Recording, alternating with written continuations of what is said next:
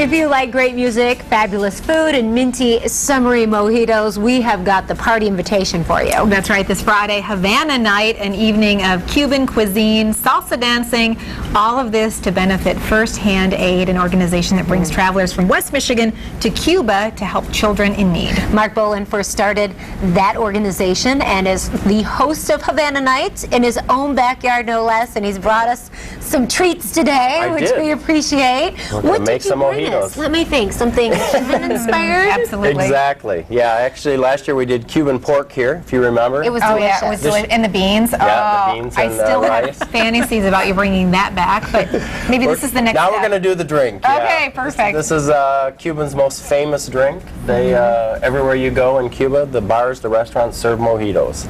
It is wonderful. Tell us about the organization, though. This is a great opportunity for people in West Michigan to show up at your event to help this just amazing organization.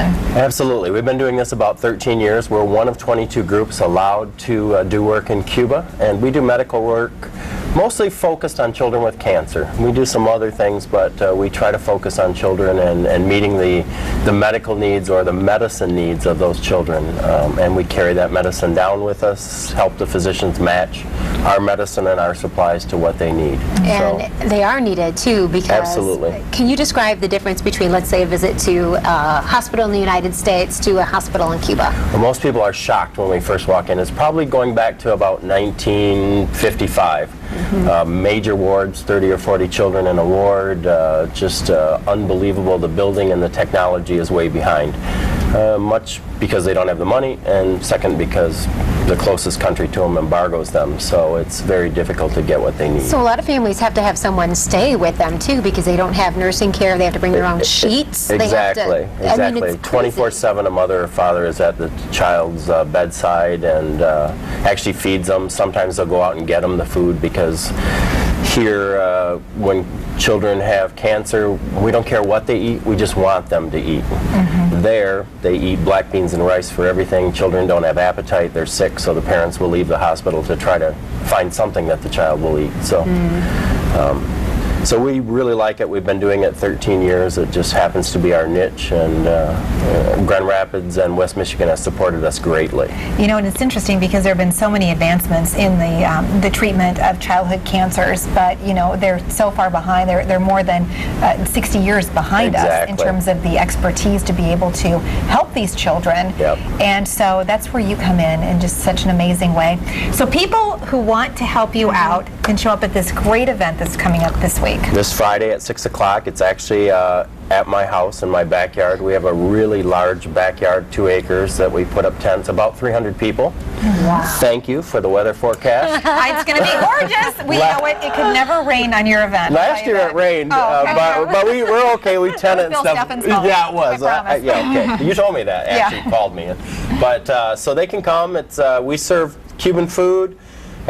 Large bars. There's a Cuban orchestra, about 14-piece orchestra from West Michigan that has a lot of Cubans and Latin players in it. It's a great time. We do auctions, and it's probably our #1 fundraiser of the year. To help get this group that leaves in 2 weeks. Our own Joy Walzak's going to be among She will be traveling with us. We're very excited about that. So. And hopefully she's going to be able to get some footage. I know it's difficult in Cuba. We're going to kind of see what we can do without getting anybody in trouble.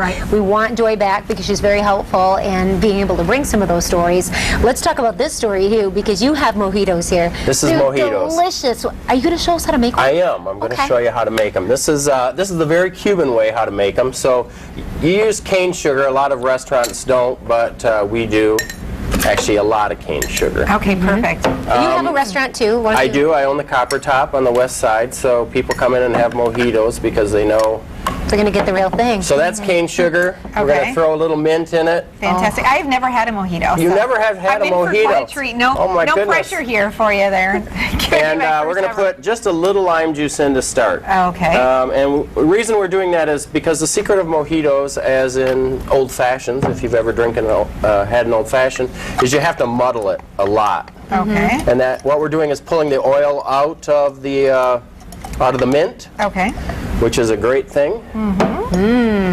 It looks delicious. I can smell it already. Yeah, It it's smells so fresh. wonderful. It's a really refreshing drink. When we go down there next week, temperatures will be close to 100 degrees, Oh my goodness. high humidity. So we drink a lot of them.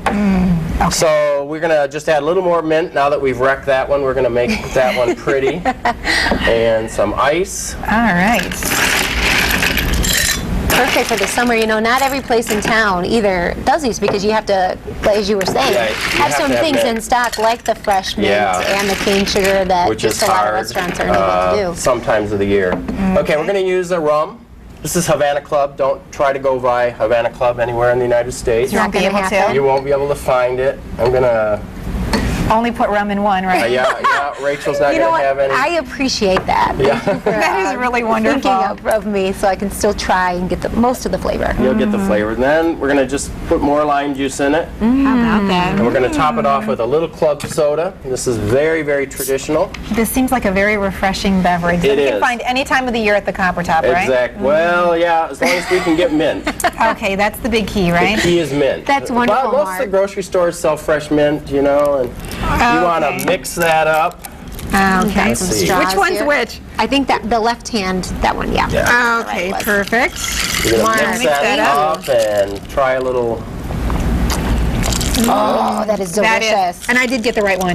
Yes. I can I tell would you know already. the difference, for sure. Thank you so much, thanks. Mark. You're And welcome. we'll My get all your pleasure. Thank you for information on our having us. website. Great. Friday night, Havana night. Friday night. And if Mark's people, house. and if people At my can't show house. up, then you can still make organizations through the website. Yeah, absolutely. Yep. Hopefully We'll be we'll right see a back. little thing from One you Joy. perfected over the years. Yes, That's why exactly. you I do. got to open up my Does it umbrella. taste okay? It does. It's delicious. Amazing. I We're gotta going open to my continue umbrella. to drink these and then Okay. we'll be right back. Ooh, look at Great. that. So That's West.